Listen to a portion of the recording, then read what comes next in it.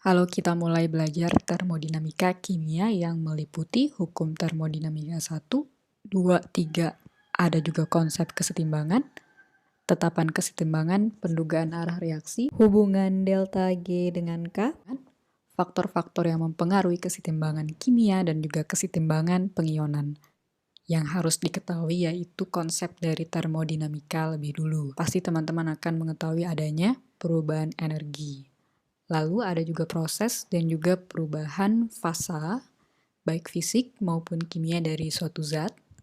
Lalu ada juga di sini peramalan, ketika suatu proses itu dapat dikatakan berlangsung atau tidak. Sudah dibahas sebelum ujian tengah semester. Hukum termodinamika 1 itu merupakan hukum kekekalan energi, di mana energi itu tidak dapat diciptakan atau dimusnahkan, tetapi dapat berubah bentuk atau beralih sistem dalam bentuk kerja atau kalor. Bagaimana untuk hukum selanjutnya yang kedua, yaitu ada arah perubahan, di mana suatu proses berjalan spontan jika semestanya bergerak ke arah yang tidak teratur. Lalu di hukum termodinamika 3, keteraturan struktur tertinggi itu dimiliki oleh kristal sempurna yang murni pada suhu 0 Kelvin. Kita beralih ke hukum termodinamika 1.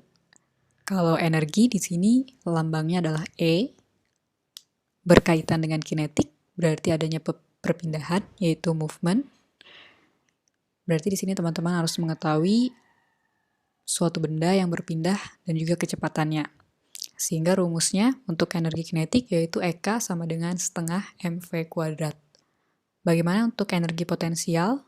Berarti harus diketahui massa, gravitasi, ada juga tingginya atau height. Sehingga kalau ingin mencari energi potensial atau EP sama dengan massa dikali besaran dari gravitasi lalu tingginya. Dan untuk hukum kekekalan energi tersebut dapat dicari dengan rumus E total sama dengan EK ditambah dengan EP. Sehingga hasilnya nanti akan tetap. Ilustrasinya dapat dilihat di bawah. Di sini ada kerja dan kalor. Kalau dikatakan kerja, energi yang dihasilkan ketika adanya gaya bekerja pada jarak tertentu. Gaya di sini lambangnya F atau force, jarak itu S. Kerja tekanan volume berhubungan dengan pemuaian atau penekanan gas. Rumusnya dapat dilihat seperti di bawah yang di kotak bawain warna merah. Dan A di situ adalah luas permukaan wadah. DH berarti adalah perbedaan tinggi yang diukur dari tinggi akhir dengan tinggi yang awal itu berapa. Kalor merupakan energi yang dipindahkan sebagai akibat adanya perbedaan suhu. Asas Black. Kalor selalu berpindah dari benda yang panas ke yang dingin. Kerja dan kalor. Kapasitas kalor yang dilambangkan dengan C besar merupakan kalor yang dibutuhkan untuk menaikkan suhu suatu zat 1 derajat Celcius. 1 gram zat itu adalah kapasitas kalor spesifik atau kalor jenis. Dan 1 mol zat berarti diartikan sebagai kapasitas kalor molar atau dalam kurung C kecil M. 1 kalori kalor yang dibutuhkan untuk menaikkan suhu 1 gram, dan itu masanya air, dari 14,5 ke 15,5 derajat Celcius. Sehingga kesetaraan kalor mekanik yang dilambangkan dengan 1 kal sama dengan 4,184 joule atau 1 kilokalori, sama dengan 4,814 kilojoule. Ada contoh. Berapa kalor yang dibutuhkan untuk menaikkan suhu 735 gram air dari 21 ke 98 derajat Celcius? Berarti di sini yang digunakan rumusnya adalah Q, kalor itu, M, massa, C berarti kalor jenis, delta T yaitu perubahan suhunya. Dapatkan dari suhu akhir dikurangi dengan suhu awal. Sini kalau mau cari Q berarti tinggal masukkan nilainya. Massa zatnya berapa? Ada 735 gram. Kalor jenisnya ada yang sudah ditetapkan ya. Lalu di sini perubahan suhunya dari 98 derajat Celcius ke 21 itu berapa rentangnya, sehingga dikurangkan saja. Dan hasilnya adalah 5,7 dikali 10 pangkat 4 kal. Contoh yang kedua. Ada 150 gram timbal atau PB pada suhu air mendidih 100 derajat Celcius. Dicelupkan ke dalam 50 gram air bersuhu 22 derajat Celcius dalam gelas piala yang terisolasi. Artinya, pertukaran kalor itu hanya terjadi pada Pb dan air. Jika suhu akhir campurannya 28 derajat Celcius, berapa kalor jenis Pb-nya? Di sini ada air yang menyerap kalor yang dilepas oleh Pb. Asas Black-nya berarti Q air tambah dengan Q Pb, sama dengan 0. Seharusnya seperti itu. Kita cari dulu Q airnya. Rumusnya masih sama, Mc delta T. Dimasukkan itu. Tadi ada suhu akhir dan juga suhu awalnya berapa. Lalu di sini ada QPB. Didapatkan dengan minus Q air sama dengan MC kali delta T. Tapi di sini MC-nya udah masuk timbal. Didapatkan hasil 3,2 kali 10 pangkat minus 2 kal per gram per derajat Celcius. Sistem dan lingkungan. Apa yang dimaksud dengan sistem? Saya memiliki lingkaran yang ada dua warna. Warna hijau ini merupakan tepi lingkaran dan yang di tengahnya itu warna oranye. Saya bisa mengatakan sistem itu adalah yang di dalam, tapi tidak termasuk yang warna hijau ini. Karena yang warna hijau ini merupakan suatu batas. Sehingga sistem yang ada ini merupakan sejumlah materi atau daerah dalam ruang yang dijadikan objek studi. Kalau mencari sistem berarti harus ada yang di dalamnya ini, tidak boleh di luar.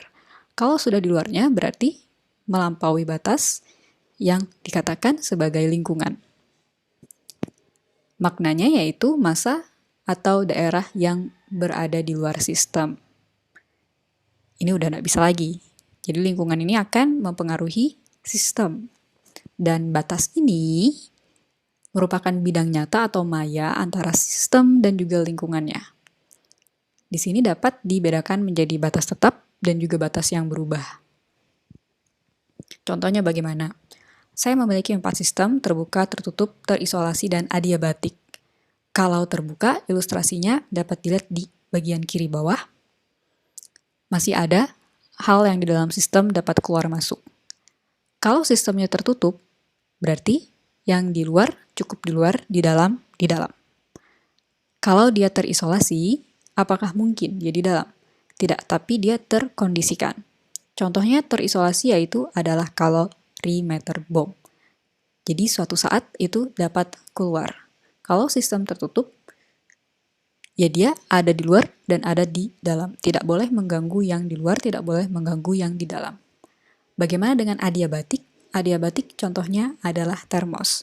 Maksudnya kenapa? Dikarenakan adiabatik ini tidak mempengaruhi adanya perubahan panas dan juga massa terhadap lingkungannya. Atau sebaliknya, lingkungan itu tidak akan mempengaruhi adanya perubahan massa dan juga perubahan panas. Di sini ada contoh sistem dan lingkungan berupa oven dan juga kalornya. Ketika memanaskan kentang di dalam oven, kira-kira sistem lingkungan dan batasnya bagaimana? Sistemnya yang ada di dalam oven.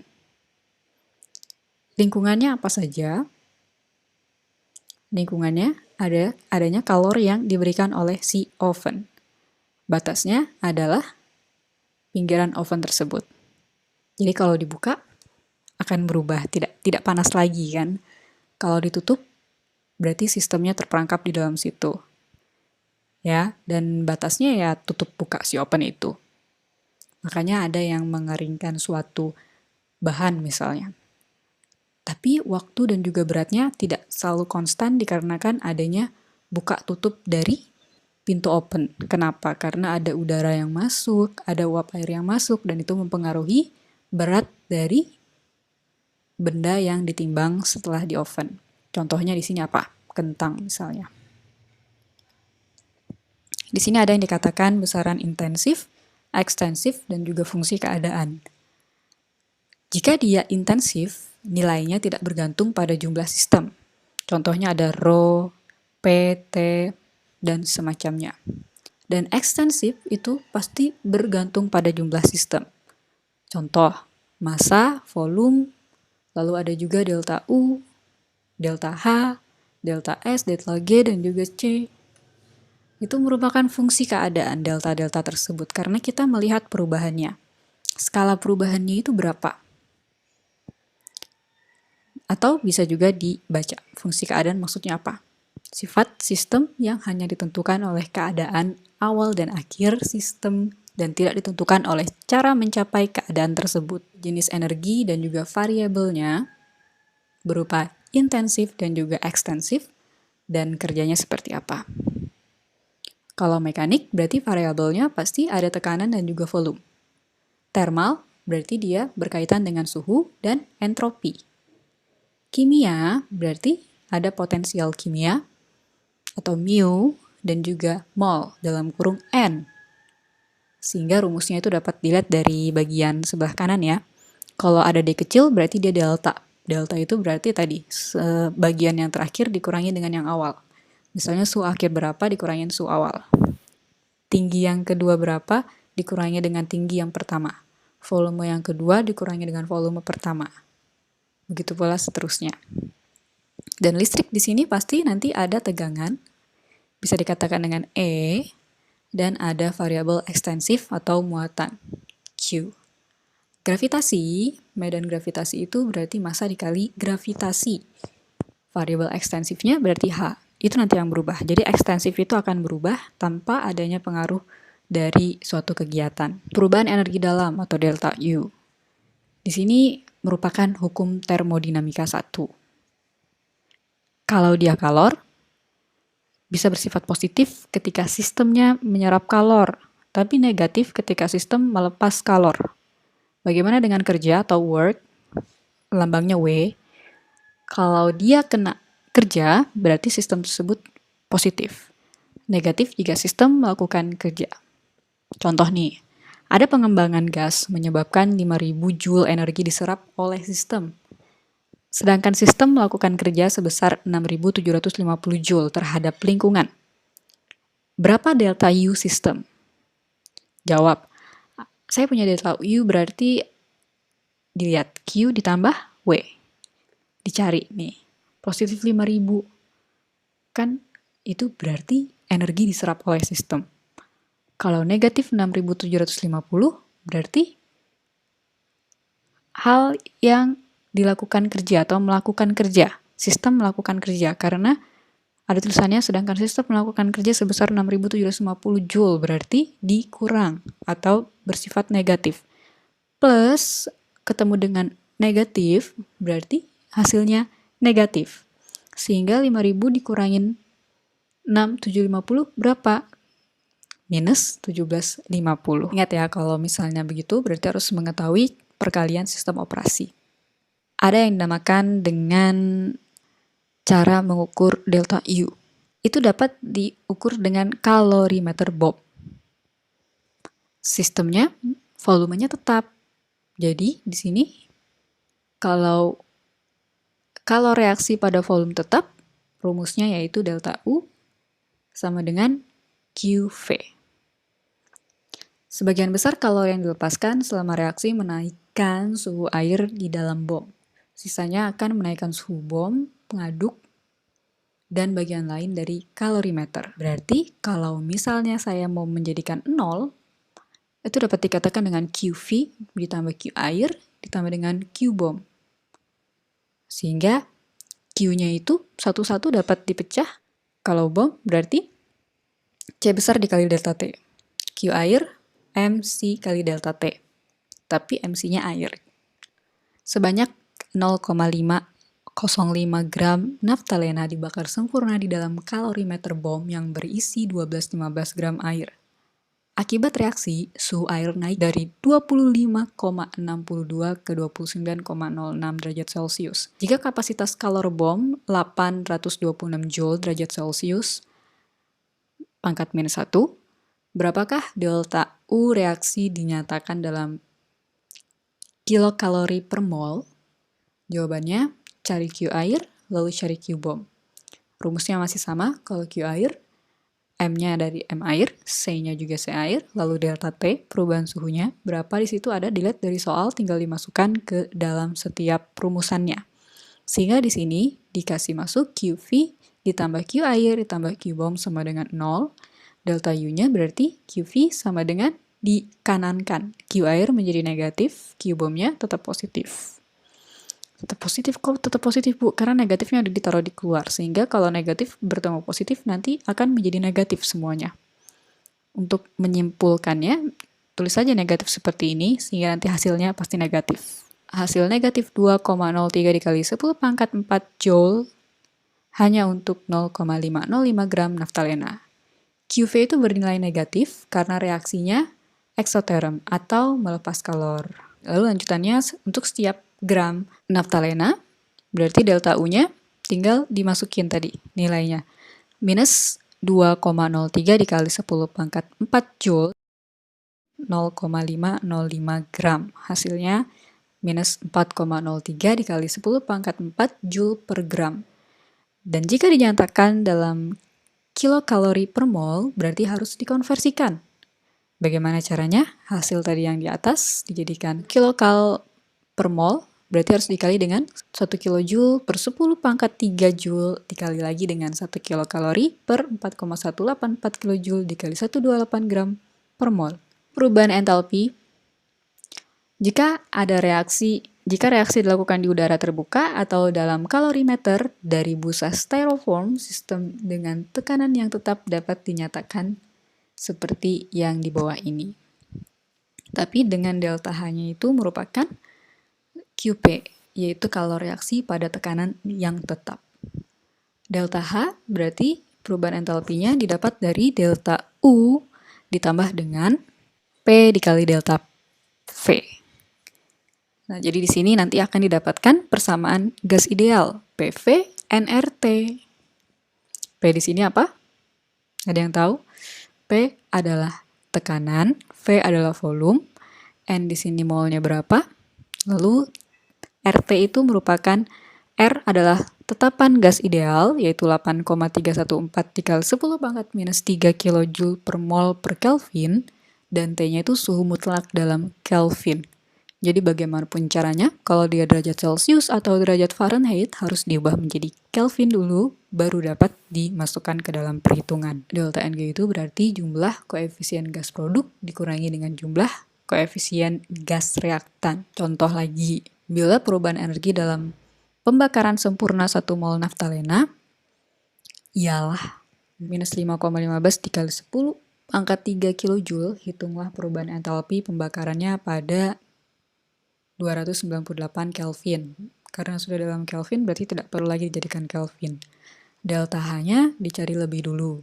Delta H sama dengan delta U dikali dengan delta NG RT. Dimasukkan nilai-nilai yang ada di atas. Sehingga dihasilkan minus 5,155 dikali 10 pangkat 3 kJ. Contoh selanjutnya, ada sebanyak 1,50 gram amonium nitrat ditambahkan ke dalam 35 gram air dalam sebuah mangkok busa, kemudian diaduk sampai seluruhnya larut. Suhu larutan turun dari 22,7 menjadi 19,4 derajat Celcius. Berapakah kalor pelarutan NH4NO3 dalam air dinyatakan dalam kilojoule per mol? Berarti harus dicari tahu nih kalor pelarutan amonium nitratnya. Jawabannya, cari dulu Q air.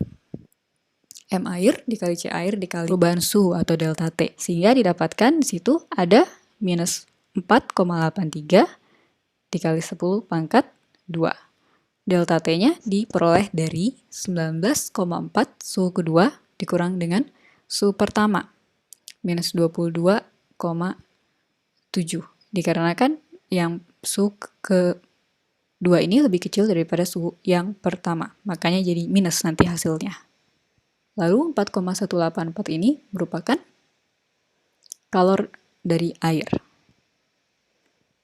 Dan di sini setelah itu dicari Q dari amonium nitrat ditambah dengan Q air. Harus hasilnya 0 di sebelahnya itu. Biar setimbang kalorimeternya dianggap tidak berubah suhunya. Sehingga delta H-nya itu sama dengan Q dari amonium nitrat sama dengan minus Q air. Jadi hasilnya 4,83 dikali 10 pangkat 2 Joule untuk 1,5 gram NH4NO3. Kenapa? Karena di sini Q airnya negatif Negatif ketemu negatif berarti positif.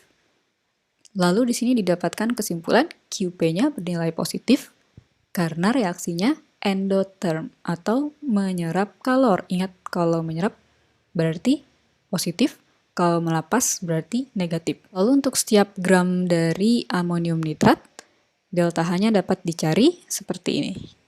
4,83 dikali 10 pangkat min 2, 10 pangkat 2 Joule dibagi 1,50 gram. Hasilnya adalah 3,22 dikali 10 pangkat 2 Joule per gram. Jika dinyatakan dalam kilojoule per mol, nah ini harus dikonversi lagi. Jadi tadi yang sudah gram itu dikali dengan 1 kilojoule per 10 pangkat 3 Joule dikali 80 gram per mol. Ini sudah ada perhitungannya. Sama dengan positif 25,8 kilojoule per mol. Positifnya dicoba ditulis, biar mengetahui kalau itu reaksinya melepaskan atau menyerap. Ada yang dikatakan dengan hubungan-hubungan yang melibatkan delta H.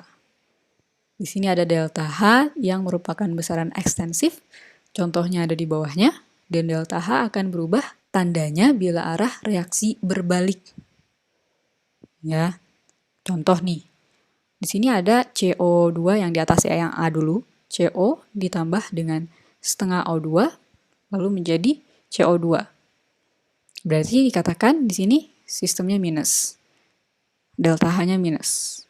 Lalu terus dapat berubah tanda bila arah reaksinya berbalik. Kalau arah reaksinya berbalik, CO2 ini saya taruh di kiri, lalu nanti CO dan setengah O2-nya di kanan. Delta H-nya jadi plus, nggak negatif lagi. Begitu. Hukum penjumlahan kalor dari Hess. Jika dua atau lebih persamaan kimia dijumlahkan untuk menghasilkan persamaan kimia lainnya, perubahan entalpi masing-masing juga harus dijumlahkan. Ini di sini ada hubungan-hubungan yang melibatkan delta H. Delta H di sini ada minus 393 berarti dia turun ke bawah. Semua turun ke bawah, tapi kalau ke atas berarti dia bersifat positif. Kalau ke atas berarti positif, ingat-ingat. Ke bawah berarti negatif. Kalau negatif contohnya ada di C plus O2 tadi menjadi CO2. Kalau positif berarti dibalik, CO2-nya di sebelah kiri, lalu CO dan juga setengah O2 bisa di kanan. Contoh tadi diambil dari yang di sebelumnya ya. Dan dihasilkan di sini ada C dalam bentuk solid atau gram ditambah dengan setengah O2 dalam bentuk gas dan hasilnya menjadi CO dalam bentuk gas. Sehingga di sini delta H-nya dapat dihitung H1 ditambah H2. H1-nya berapa tadi? Minus 393,5 ditambah dengan 283 kJ berarti hasilnya masih kurang. Minus 110,5 kJ. Sehingga saya tuliskan grafiknya di atas seperti itu. Entalpi pembentukan standar molar atau delta HF.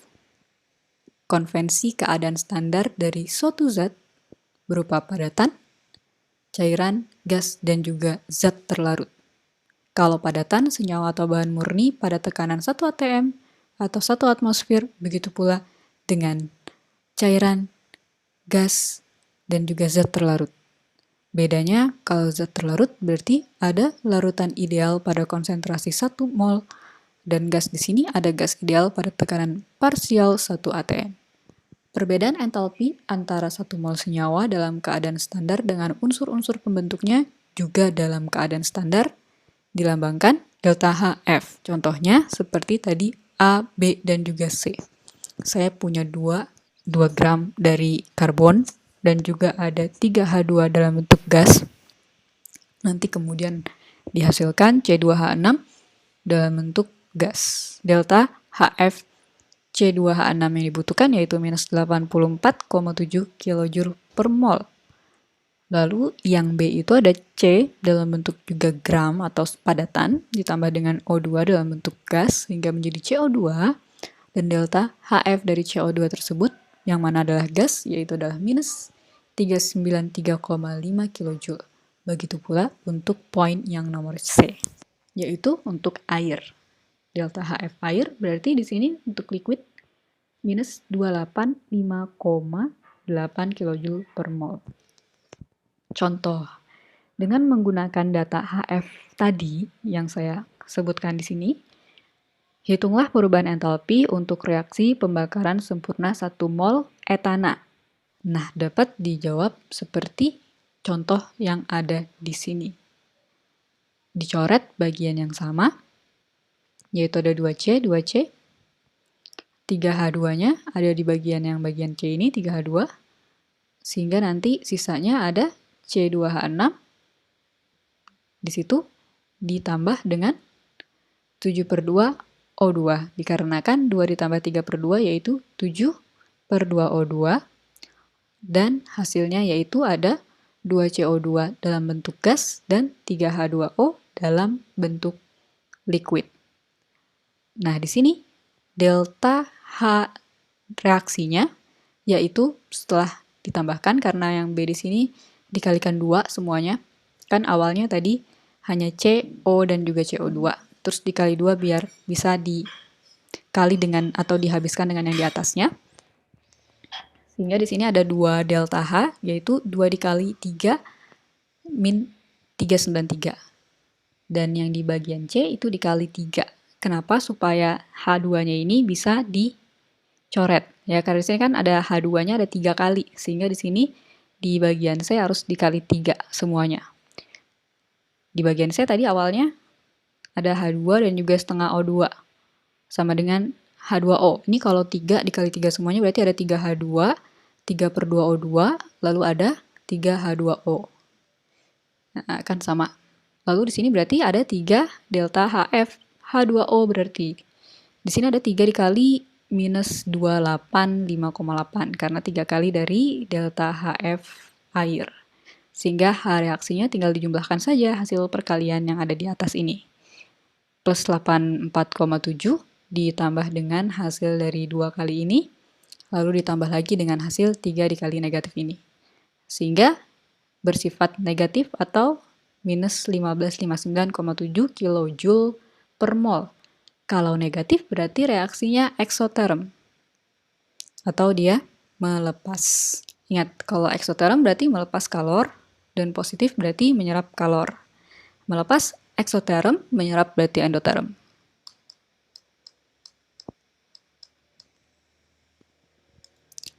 Entalpi pembentukan standar molar atau delta HF.